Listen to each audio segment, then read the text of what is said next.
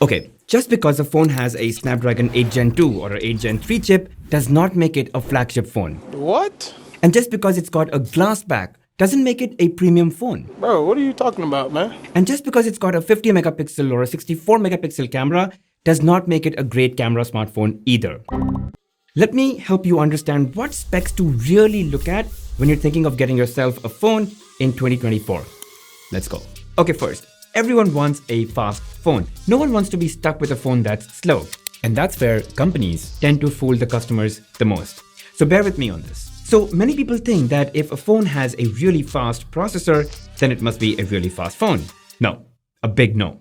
See, performance is a combination of processor, internal storage, RAM, battery, and the software that drives all of it. And so when a company says, oh, we've got Snapdragon 8 Gen 3, no, it means squat if they don't couple it with the right parts and a good software to drive it all. So here it is. In terms of processor, anything that's equal to or more than a Snapdragon 8 Plus Gen 1, these phones are fast enough for pretty much anything you'd want to do.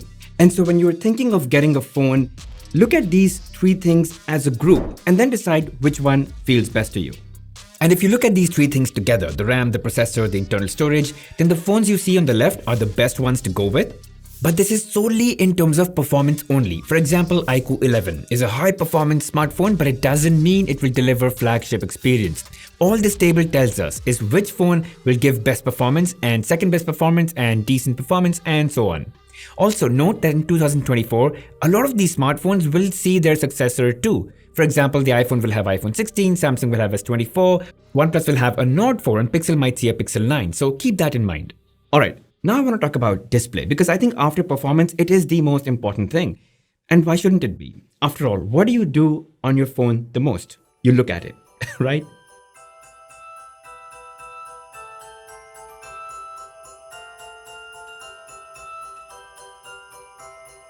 Now within display also, there are quite a few things that you can talk about. So let me just go stepwise, okay? First is obviously size. And I think it's a very personal thing. I do not like very big displays because I find them uncomfortable. So I pretty much go with a 6.1 inches works just fine for me.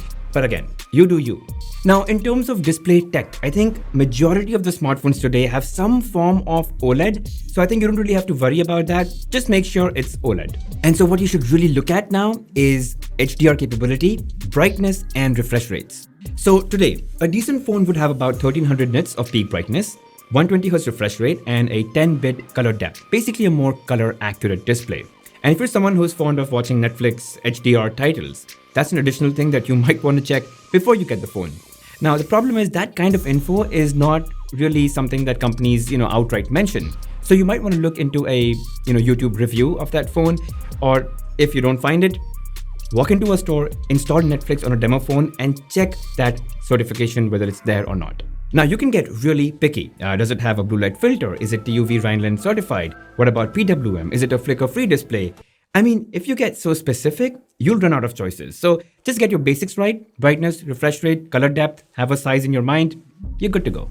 And here are phones ranging from the best displays to minimum required display parameters. Again guys, there's no way I can mention all phones here, but this will give you a fair idea. Now again, in 2024, Moto might see Edge 50, iQOO might see a Neo 8, Vivo can see a V30, Pixel will have a Pixel 9, but you can make those deductions for yourself. Now, let's talk about durability. And there are really just two things to protect, right? Protect the insides and the outsides. Now, if your phone has a glass back, then some protection is essential because even with minor drops, there's always risk of cracking the display and the back. So at minimum, you'll get Gorilla Glass 3 or Asahi Dragon Trail. But if you want something to survive harder falls, then your phone should have Gorilla Glass 5 at the very least. I honestly think plastic or vegan leather are really great options. I mean, they're durable, they're not fragile, they're lightweight, and no fingerprints. Now let's talk about the protection inside, which is your water and dust resistance. And I think some sort of IP rating does give you some assurance that even if you did drop your phone into water for a few seconds, it'll be fine. However, please note that no phone company covers liquid damage, even if your phone is under warranty. And secondly, almost all phones today are water resistant to some extent, even if they've not paid to get certified. So, even if you do get yourself a phone without an IP certification, don't worry, it is resistant to some extent. But, don't take my word for it. At your own risk. Now, let's come to the most meaty and confusing part, the cameras. And there are really just two things here, the camera hardware and the camera software. And different companies mix these two things in different ways to achieve different results. So Pixel, in my opinion, takes the best daytime photos, even better than iPhone, but bad videos. iPhone takes the best videos day or night and still very good pictures. Samsung is somewhere in between the two, takes really good punchy photos, better videos than Pixel, but not as good as the iPhone. In fact, I've done a full video comparing all these three phones. You'll get it here in the card. So if you're interested, definitely go through that too. Chinese smartphone makers, they come with really good camera hardware, but very inconsistent picture processing algorithm. And again, very bad videos. So here's my 2 cents. First, camera performance is a lot about R&D, and companies like Samsung, Google, and Apple invest heavily. And that's why they are at the forefront of, camera performance and innovation in smartphones. And second, even as a user, you must have some understanding of lighting and framing and a bit of photo editing. I've said this in my previous videos as well. I know people working with 3-year-old OnePlus phones who can take better photos than most people working with an iPhone 15 Pro Max. You need to know a bit of photography for this. But again, having said all of that, if camera is your main priority, you can't let it go, and you do have some understanding of, photography and videography, then you should prefer to get yourself either an Apple phone, a Google phone, or a Samsung phone. Okay? But still, if you want to take a look at the entire spectrum, here it is. Again, in 2024, when S24 or the iPhone 16 or the Pixel 9 will come out, they will definitely be the best alongside the ones that you see here right now. Pixel is probably better than both Apple and Samsung in daytime photos, but it really struggles in low light and videos. Vivo X100 is also coming in the month of December 2023, so you might want to wait for that if you're a Vivo fan. But if you're not really buying a phone for best camera performance, then these phones in good and decent list can be considered. Now, let's talk about software. And again, there are 2 parts to it, software features and software upgradability. So Samsung is probably the most feature-packed with its One UI. It has more features than you'll ever use, maximum customization and personalization options, and majority of One UI phones come with a default 4 years of Android upgrades. Next, I prefer Oxygen OS on OnePlus phones. It looks close to stock Android experience, but it still packs like a ton of features over and above for customization. And they typically come with about 3 years of Android upgrades. In fact, the OnePlus Open comes with 4 years of Android upgrades. iOS is quite feature-packed too, but not as flexible as Android skins. But iOS guarantees up to 6 to 7 years of OS upgrades, which I think is the best in the industry, except maybe Pixel 8, which I think gives you 7 years of OS upgrades in the Android world. But that I think is fantastic. And then there's also Motorola MyUX and the Pixel smartphones, right? So they are probably the closest to Android stock experience, very minimal, very clean, very bloat-free. So yeah, that's also there if that's your style. And then there are Chinese manufacturers, and their skins have a lot of stuff going on. So their Android skins are also quite feature-packed, very customizable. You can personalize a lot of things, but then some of them will have ads or a lot of bloatware, like hot apps, hot games, stuff like that. And they typically come with 2 years of Android upgrades. Typically, there could be more. I'm not saying that they're not options, but yeah.